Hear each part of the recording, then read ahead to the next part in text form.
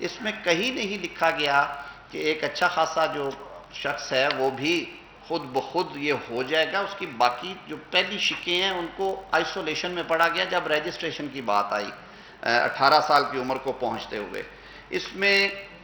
Recognition اور identity کے بارے میں 2 شکیں ڈالی گئی جس کی اب جو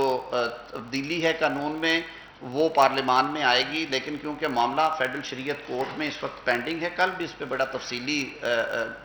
بحث ہوئی ہے اور فیڈریشن کو اور کچھ امائکس جو ہیں اس میں اپوائنٹ کیے گئے ہیں اور کچھ لوگوں کو فریق بننے کی، انسانی حقوق کی تنظیموں کو، کچھ مذہبی جماعتوں کے رہنماؤں کو اجازت بھی دی ہے شریعت کورٹ نے. حکومت پاکستان بھی اس میں فریق ہے اور جیسے میں نے کہا کہ ہم نے اس حد تک بالکل وہ کلیئرٹی کے ساتھ جواب داخل کرایا ہے. اسی طرح ڈسکریمنیشن جو ہے، غیر مساویانہ سلوک کو روکا گیا جو کہ سپریم کورٹ کا بھی حکم تھا اور میرا آئین بھی یہی کہتا ہے پاکستان کا کہ پاکستان کی سوائل پہ، پاکستان کی سرزمین پہ رہنے والے کسی شخص کو، چاہے وہ پاکستانی ہے یا پاکستان میں مہمان کے طور پہ آیا ہوا ہے، اس کے کلر، کریڈ، ریس، صنف کی وجہ سے آپ اس کو ڈسکریمنیٹ نہیں کریں گے. تو یہ اس میں منع کیا گیا اس قانون میں. ان کی جو سیکشول ہیرسمنٹ ہوتی ہے اسے ایک جرم بنایا گیا، جو سڑکوں پہ ان کے ساتھ سلوک ہوتے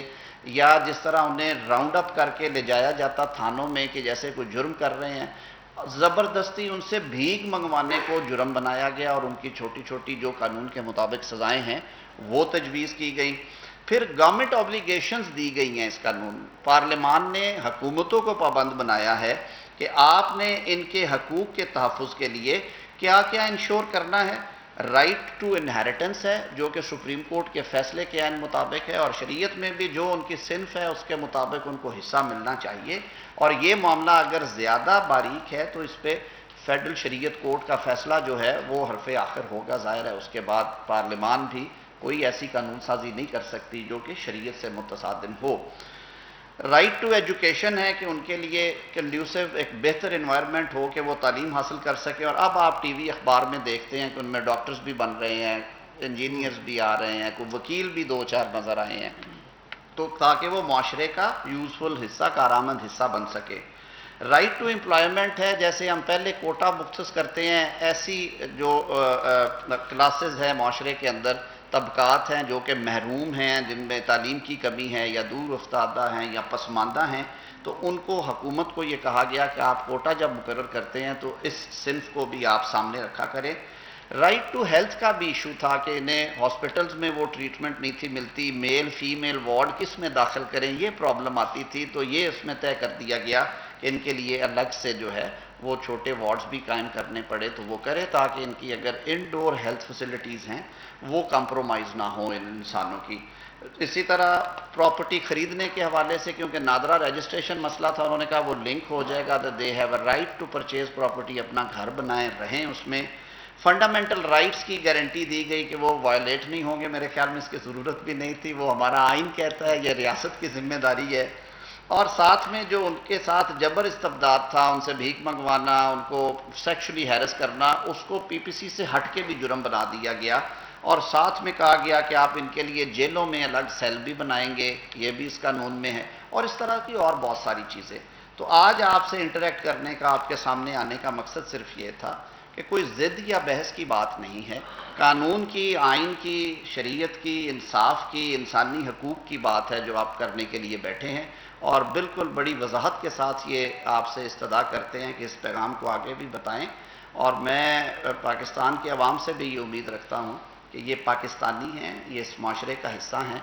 ایک قدرت کا قانون ہے، ہم اس کو، ان کی جو حیت ہے اس کو تو تبدیل انسان نہیں کرتا، ماسوائے جہاں پہ کوئی میڈیکل انٹرونشن پاسبل ہوتی ہے، لیکن کم از کم ہم یہ کر سکتے ہیں کہ معاشرے میں ان کو اس نظر سے دیکھیں کہ ان کے حقوق اور ان کی جو دل آزاری ہے، نہ حقوق جو ہیں ان کی خلاف ورزی ہو نہ ان کی دل آزاری ہو. تو اس ابتدائیے کے ساتھ میں پھر آپ کا شکر گزار ہوں. قمر قاہرہ صاحب اگر ایڈ کرنا چاہیں. بہت شکریہ لا منسٹر صاحب نے بڑی وضاحت کے ساتھ اس قانون کا جو خلاصہ آپ کے سامنے رکھ دیا ہے. اور یہ 2018 کا پاس قانون ہے، کوئی نیا قانون نہیں آ رہا جس کے اوپر بڑا ہنگامہ کھڑا کرنے کی کوشش کی گئی ہے. اور آج کل کیونکہ انفارچونیٹلی سوشل میڈیا جو ہے وہ جھوٹ کی خبروں کا گڑھ بن گیا ہے بدقسمتی سے، اور اس سے غلط خبریں پھیلا کے معاشرے کے اندر ویسے بھی بہت سارے تناؤ پیدا کیے جا رہے ہیں، بہت ساری ہمارے ملک کے خلاف بھی بہت سارے کام ہو رہے ہیں جو بڑے تکلیف دہ ہیں، اور گاہے گاہے آپ بھی اس کی نشاندہی کرتے رہتے ہیں، اور سوشل میڈیا سے پھر فارمل میڈیا میں بھی ڈبیٹ آ جاتی ہے کئی دفعہ، اخبارات میں بھی، ٹیلی ویژنس پہ بھی۔ تو یہ اس لیے آج آپ کے پاس حاضر ہوئے ہیں۔ 2018 کا بنا ہوا قانون ہے، اور اس میں بنیادی طور پہ جو چیز تبدیل کرنے کے لیے ایک ممبر نے، سینیٹر مشتاق صاحب نے، جن کا تعلق جماعت اسلامی سے ہے، انہوں نے اس قانون کے مس یوز کو روکنے کے لیے، اس قانون کے اندر کوئی خرابی نہیں تھی، اس میں انہوں نے کوئی نیا قانون نہیں انٹروڈیوس کرانا چاہا، نہ پارلیمان نے پاس کر دیا ہے۔ انہوں نے کہا کہ یہ ہماری آبزرویشن ہے، اور جب یہ قانون بنا تھا 2018 میں، اس وقت بھی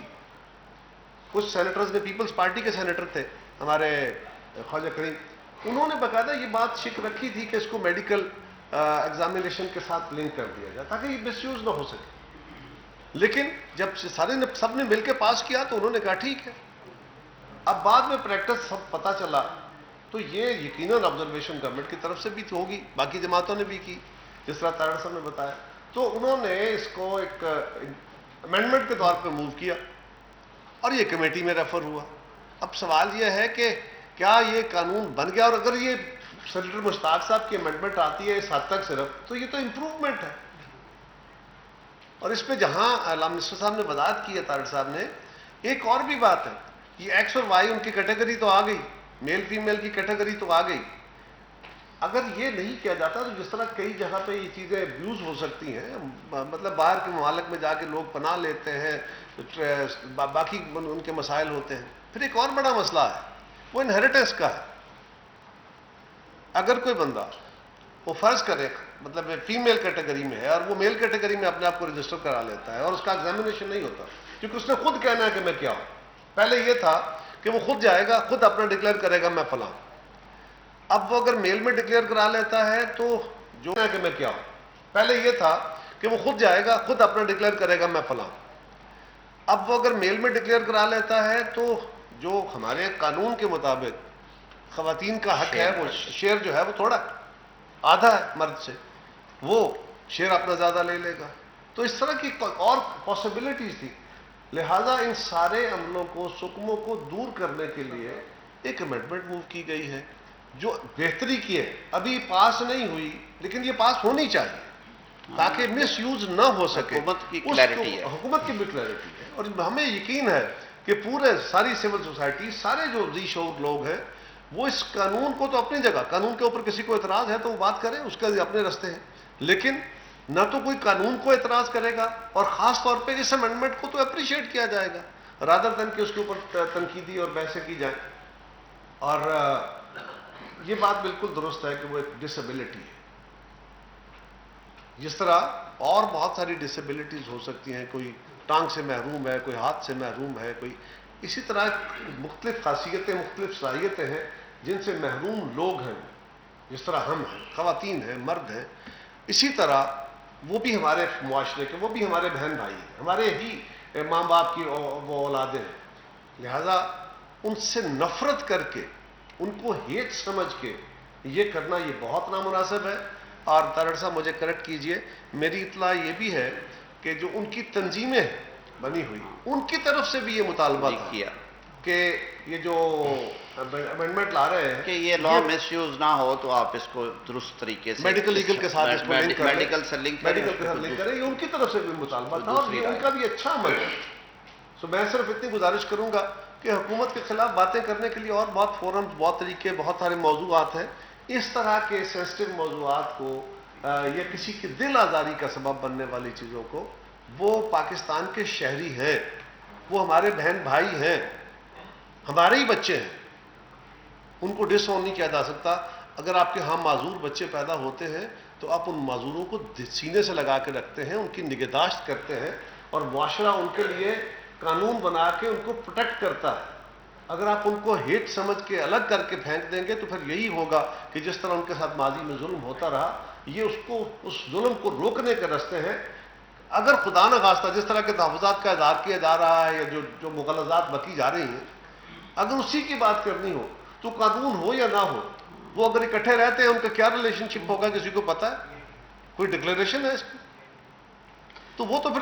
ابیوز اور مس یوز تو سوسائٹی کے اندر ہوتے رہتے ہیں، قانون میں ایسی کوئی چیز نہیں.